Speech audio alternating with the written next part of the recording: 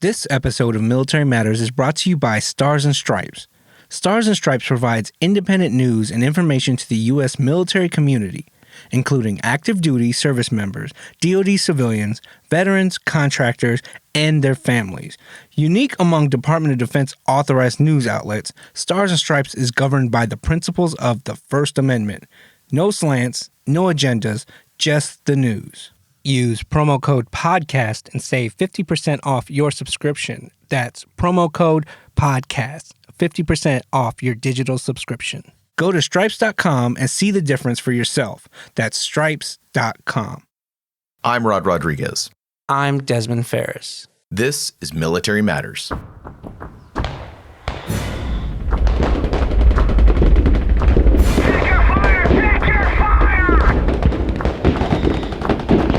Requesting immediate support. The cavalry has arrived. Preparing for counterattack. QC Basin maneuvers. Growing up, I got my first gaming system, the Nintendo. And I was so excited to play Mario Brothers, I nearly lost my mind. As the years passed by, gaming systems got better, and of course so did I. I remember the jump to PlayStation 1. That's when I first got into fighting games like Tekken. I also started to get into games like Nuclear Strike. You're flying around in a helicopter, taking down bad guys. What could be better? And then the game of games came out, GoldenEye 007. My friends and I spent hours upon hours playing each other, creating our own tactics, and teaming up. Little do we know that these same tactics would translate into bigger and better games. Of course, here comes Halo and Call of Duty, which would take things to the next level. There I was, in my 20s, serving in the military, playing a military-based game with fellow gamers who, yes, also were in the military. How crazy is that? We could all log into our systems no matter where our service had taken us and still play these same games as a squad. How does playing games as a kid tie into the military? Gaming for me went from being a little kid who did it for amusement to a way to stay connected to my brothers in arms because we had established our own community. And that's the connection, Rod. It's how the Army is leading the way in its recruitment efforts in that community. What is that community you're talking about? The eSports community, and that's what took us to San Antonio, Texas for PAX South. This is where we had the opportunity to meet up with the Army's first eSports team. Walking into that event was an eye-opener for me. I've never been to a con, but I've seen them on the news. It's a very different experience when you're there in person. The costumes, the booths, the energy at PAX South was just so much fun and so positive. I know it's crazy. It wasn't just an Army recruiter sitting at a booth. It was Army versus civilian, big screen TVs, virtual reality chairs. I mean, these guys were engaging in a one-on-one with this community, and it wasn't what I expected it to be at all. In fact, I had the opportunity to speak with the Army eSports team's leadership, which, if weren't pointed out, I wouldn't have known if they were a gamer or a spectator, let alone a colonel and a command sergeant major in the United States Army. I asked the colonel, why an Army eSports team? I'm Colonel Megan Stallings. Basically, we were looking from a recruiting perspective, trying to find another method by which we can connect America's Army with the American public. And so we looked at eSports as a great opportunity for that because I believe it's about 70% of 21 to 30-year-olds either play or watch video games. This is great. I mean, what could be better, right? And there's video games. The voice you heard is Command Sergeant Major Stephen Lake. And as the Command Sergeant Major of the U.S. Army Marketing and Engagement Brigade, he was excited to be at PAX. So I asked him the same question, why an Army eSports team? The skills that they're learning through gaming are already transferable into the Army. More importantly, the technologies used in gaming are even used in hospitals, and the Army is on the forefront of making medical breakthroughs every day that help create an activation where somebody wants to find out more about what we do in such a way that we can all relate on the same platform. So we know video games have been around for a while, but when did the Army eSports team initiative begin? So we started back in September of 2018, almost about 18 months ago. It's a unique opportunity for us to be in their space and also clearly to dispel some myths. So when I heard the Army esports team had only been established for 18 months or so, I immediately thought, how good are these soldiers that game and how were they chosen?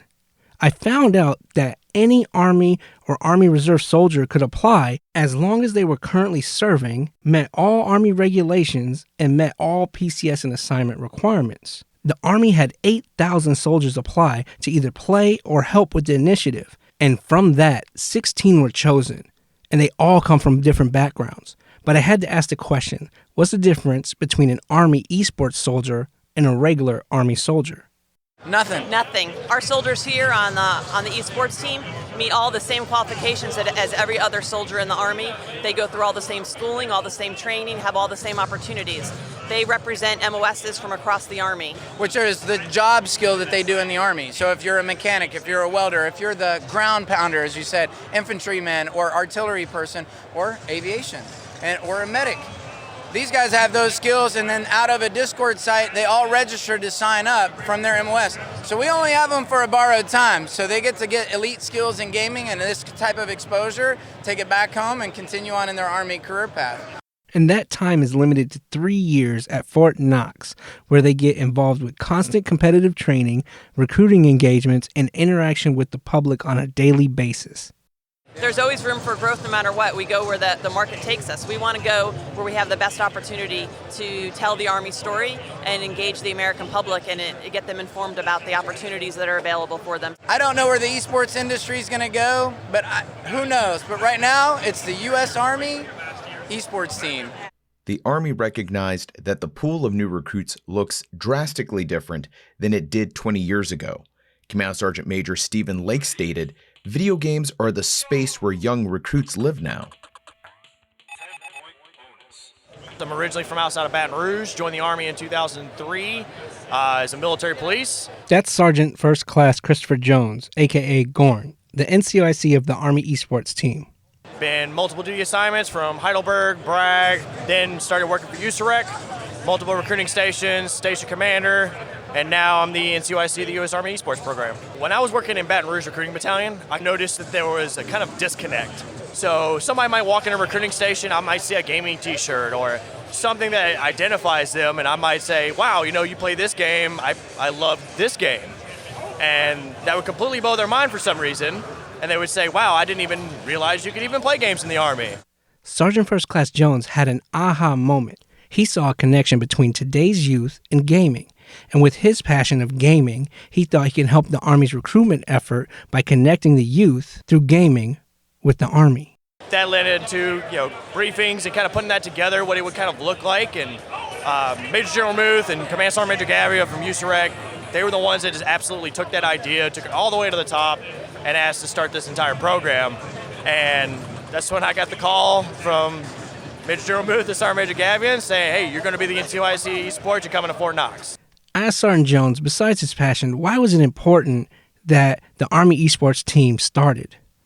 It's super important because we're able to tell a story that hasn't really been told in a front-facing environment. Obviously, in our Army culture, we all know that there's so many of us that are gamers, but we've never actually told those stories. So the American public doesn't even know that we do, doesn't even know that we have those same hobbies. Being able to have that and kind of being that voice for the gamers, knowing that gamers don't have a stereotype. So I asked Sergeant Jones, what's the day in the life of the Army esports NCOIC? 0630 PT, just like any other soldier would, you gotta maintain your standard. We're still soldiers. So when we come in for the duty day is gonna be a little bit different. You kind of mimic it to your normal traditional sports, like Fortnite, for example. Those guys might queue up in random lobbies, get the feel for it. Obviously, you got to warm up a little bit, just like any sport. You may do 1v1s, dueling, so you can get your 90s cranked right, aim trainers to make sure that their aim's on point. A 1v1 is what you think it is. It's when you battle a player one-on-one. 90s, on the other hand, is a term for a specific technique of building that is considered the fastest way to get high ground to give you an advantage as a player. Just like the military, esports has a ton of terminology specific to gaming. They might review their own footage, making sure how they're operating, how their strategies are working. A lot of training and a lot of nuance that goes into making sure that you play at your top level. And that'll differ per the game that you're playing. All of those things come into play, so every game will be a little bit different. It's definitely a lot of work. Definitely one of our legs up in the competition. We all engage with one another. We all know how to work together. The esports space is so competitive. It's so fast that you have to be able to take that game that you're playing and be able to completely understand it in and out. Our bottom line up front, our mission is connecting America to its army through the passion of gaming. That's where all the action happens. We've met the leaders, so let's meet some of the esports team members and learn a little bit about their background when we come back from a short break. When your orders come in and it's time to make a plan to move or store your personally owned vehicles, International Auto Logistics is here as the #1 resource for U.S. service members' POV needs. Just use their website and get started at www.pcsmypov.com to get all of the information you'll need on storing and picking up your vehicle. Or just check out the just launched IAL mobile app. Just search for PCS My POV on the Apple Store or on Google Play.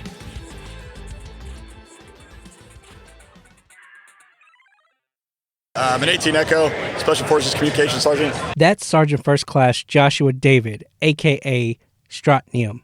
He's unique among the esports team because not only is he a stellar Call of Duty player, but he's also the only one wearing a Green Beret while he's playing. So I asked him, going from your last assignment to the Army esports team, what does your day start like now? So I show up, I usually get up, go to the gym, go for a run. I'm either planning for next events, because a lot goes into it, setting it up, doing your annual Army tasks, whatever you have to do, and then I stream to the U.S. Army eSports YouTube. So that's my gig. I get on there, I'm in my jersey, I'm in uniform, and I'm just playing games. And that's one of the key concepts for the Army esports team members. They're constantly creating content and streaming on social media platforms so they can stay connected with potential Army recruits. So I asked Sergeant David, how did he feel when he heard about the Army esports team starting? When the Army decided to get into it, that took both of my worlds and collided it. It's important to me, not only because I get to play, but now we have all these other guys that I've never met in the Army. I'm traveling, I get to talk to all these people. It's given us huge opportunities to talk to people and be relatable with them. And from those opportunities, he gets one of his favorite questions. Being a Green Beret and a Call of Duty player, does that give you a leg up? No, it doesn't really, it's not really relevant, but I'd say, our teamwork and our communications probably a lot better than most people, but nothing we really do in the Army is going to make you better at video games. It's your reaction skills, it's your IQ level, it's how you understand the game and the mechanics, and that's what makes you the better player. So knowing what we know about Green Berets, they do have a lot of training for their assignments. I asked Sergeant David, do you train for Army esports? First he said no, but then he thought about it. No, we don't train for the game. We do scrims with other teams. That'd be the training. Yeah, unless you're with a team practicing your strategies, your game plan, then I guess we train for it if you put it that way. I think he answered this question this way because playing a game you love, maybe practice doesn't seem like practice. But there's got to be some tactics or something else behind it. Yeah, we have our by map, by game type, how we want to play it. Obviously, you have to be flexible if the other team completely destroys what you want to do. But we definitely have a plan going into it. We can't give away all their tools and techniques. They are competing for the Army, by the way. So the last question I asked Sergeant David was, what's next? Yeah, so I'm actually going to school to be a veterinarian. I did 3 years as a dog handler in Special Forces, and I absolutely fell in love with that side of the Army. Probably going to try to stay in the esports community. I've been doing this for 2 decades now. I don't see why I'd stop. Not only did we interview the Army esports team, we were interviewing civilians as well that were playing against them. That's when we came across a father and a son. That's Vincent, aka Invincible Gamer. He's 5. We asked Vincent's dad what he thought about gaming and why he allows his 5-year-old to game. I think it's great. I think it works out with mentally. His motor skills have increased. He's been playing since he was 3 years old. He actually plays Rayman. So our main street is very fast-paced with cars. So I don't really like playing him outside, so I keep him inside, make sure he's out of trouble. Then we asked Vincent, the stone-cold 5-year-old gamer, how he felt about his gaming. He was very selective with his words. Next, we have Specialist Standing Water. aka It's Me, That's OP, a gamer from small town America who is one of the newest members of the Army eSports team. My MOS is 12 Yankee, which is a geospatial engineer. I'm from Northeast Oklahoma, a small town in Northeast. Yeah, I started gaming whenever I was like 10. I started with Call of Duty 4. I asked Specialist Standing Water, why is the Army eSports team important to him? So this is a way to like connect to the generation, basically. It shows the civilians like we're not robots, we're not like killing machines, like we're normal too. Like it's not just all war and violence. I asked Specialist Standing Water what his day was like as an Army eSports team member. You wake up, you do PT, you do like update all your stuff, and then after that you'll scrim people, you'll play competitively, just to get better overall. Like in esports, like if you weren't good, you'll lose your job. Specialist Standing Water had a unique perspective on how he looked at Army eSports and its competitiveness. So everyone's good at something, and it just happens to be like they picked us out of the Army and we're like, they're good enough to be on the team, so just give it a shot. Like I didn't think I was gonna make the team at all, and I was good enough, so just give it your all, be consistent, and then eventually you'll make it. Next up was Staff Sergeant Andrew Waller, aka Thero. He's been in recruitment for a while and saw the esports team as a way to blend his hobbies and what he loves doing in the Army. I am a 79 Romeo, that's a recruiter, but prior to that I was a 25 Bravo information technology specialist. Originally from Portland, Oregon, I enlisted in 2006. I made the decision to swap to full-time recruiting. I ran a station in Southern Oregon, Klamath Falls, Oregon, and after that I had an opportunity to volunteer for the esports program, and I filled out an application, fired it off, and I was accepted. Now we have Sergeant Waller's perspective of being on the Army esports team. I'm married, I have a kid, so it allows me to go home and not worry like I have to play video games now because this is my off time, so I'm able to focus on family. And with the amount of travel that we do as the team, it's important to take that family time and really appreciate it for what it is. We still have our job as being a soldier that we have to focus on. Like we can't just play video games all day. We still have to maintain our MOS proficiency and everything like that. So there's no grace period. It's, oh, well, no, you don't have to worry about PT today because you've got a tournament or something like that. No, you still have all your requirements that you have to do. So there are some gives and takes there. It's not all rainbows and butterflies. Maybe if the opportunity arises, this is a passion of mine. If I can make it a career field, that would be wonderful. But at the same time, I'm a realist. I like to have several plans in place. So I've already earned my degree. I'm working on my master's right now. So just having those multiple fallback plans in case this one doesn't work out or that one doesn't work out, I still have plenty of open doors, plenty of opportunities. With my experience in IT and cyber, recruiting, those HR skills can come into play, and I see myself an asset to any company that I would apply for. Sergeant Waller, he's prepared. Now let's drop in on some civilians who are also prepared to take on the Army esports team. I'm a little nervous, but I always like a competition, and these guys, it just... I don't know, I just think of it as like just playing on a guy online. This was an uncle and nephew standing by to play the Army esports team. When the uncle was asked what he thought about if his nephew would join, in my personal opinion, if whatever direction he decides to go in, our part is only to be supportive and get him as far down the road as possible. And if that leads to going into the military, well, then that's perfectly fine. The last interview I'm sharing with you was with the extremely resilient and multi-talented Staff Sergeant Williams. He goes by the gamer tag Haitian King. I'm a 13 Juliet in the Army. As a field artillery tactical data specialist, we do automated and manual gunnery. So Sergeant Williams' job uses a lot of math. I grew up in South Carolina, born in Sumter, where Charlotte Force Base is. We're in the richest family. We had enough, but we couldn't have everything. So I needed money to graduate. So my brothers, they used to throw parties around town and whatnot. So I was going to earn some money, so I get money to graduate, 'cause I had to pay to graduate. Got into a situation where a big brawl broke out. I ended up losing some teeth that night. Once that happened, I tried getting a job out of high school, couldn't get a job because I was missing front teeth. Like nobody wanted to hire that kind of guy because they think I'm, probably a bad person. Then I tried going to college and I took care of my mother. My mom has MS, and it took a huge toll on the family, both sides.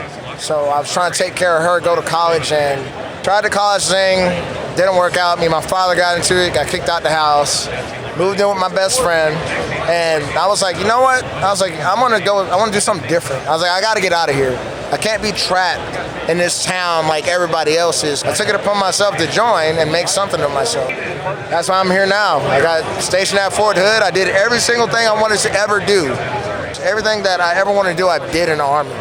Then I went down to Germany, started gaming on my own time because they didn't really have much there. Then I got noticed out there. I won the Street Fighter V opening in Bavaria. And then got pulled to go to PAX West in 2018, placed third there. That's how people know who I am now. That's why I got pulled to Fort Knox. My first competition last year, when I went to Combo Breaker, I got bodied by one of the pro players. It's kind of messed up because the way it works in the fighting games, if you register late, it puts you in death pools, all right? That means your first player is going to be a pro player, and they kind of set the course for the pro players. They space them out in the brackets. They don't have them all in one bracket. They space them out. Well, I guess to get all of them to the end, and that kind of like determines the fate of everyone else. Like, oh, you're not going to make it. It all depends on your skill now, you know what I mean? I ended up playing Brian F, and he cooked me. Like, he cooked me, and I didn't know what to do. So I went back and watched our match several times. Had to play him again a few months later at CEO, actually a month later at CEO in Florida. And I did a lot better than what I did before. I sit back and watch film. I don't have an upper hand just being Army eSports. Like, it's all about you. That's all it depends on. This is a community you can join and reach out to other players that play the same games as you. This is an opportunity for you to show. I know there are people in the barracks because I've witnessed it. I played against players in games that I thought I was good at. I mean, I was good at it, but they were better. And then we were all in the barracks, like, what can we do with this? Like, you were so good, we can't travel nowhere, you know, unless they give us a 4-day. You know, we can ask permission, but it's probably gonna be no. But you got these players that are in the barracks, depressed, probably not loving what they're doing. But they have a way out. They have a community they can reach out to show off their skills. The U.S. military has always understood the importance of adaptation to evolving challenges. Recruitment and public outreach are no different. The Army understood that the challenge isn't necessarily finding recruits, but connecting with them. You're right, Rod. I have to take my hats off to the Army and their engagement team. The way that they're connecting with the youth through gaming is revolutionizing the recruitment experience with the Army. You know, the same way they're changing their PT standards to get with the times, they're changing their recruitment ways to get with the times as well. Well, one thing I look forward to is when the Air Force stands up our team, and then maybe me and you will go head to head, or as gamers say, 1v1.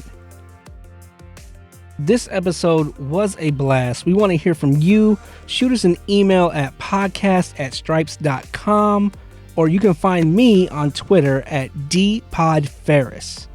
You can follow us at StripesMMPod on Twitter. That's Stripes Mike Pod on Twitter.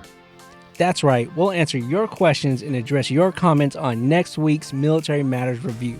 So be sure you don't miss that episode as well. And at this time, I'd like to thank all the leadership of the Army Esports team, the Army Esports members, and everybody that we got to talk to at PAX South. We really appreciate it. And without you, this episode would not be possible. So thank you. Don't forget to like, listen, subscribe, and share this podcast. We grow from word of mouth, so share this podcast.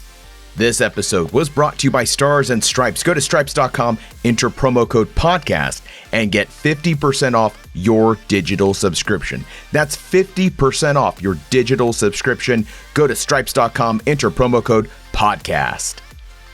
This episode was written and produced by Desmon Farris. Additional production assistance by Rod Rodriguez. Executive produced by Benjamin Bateman. This was a Stars and Stripes production, and we'll see you at the next episode.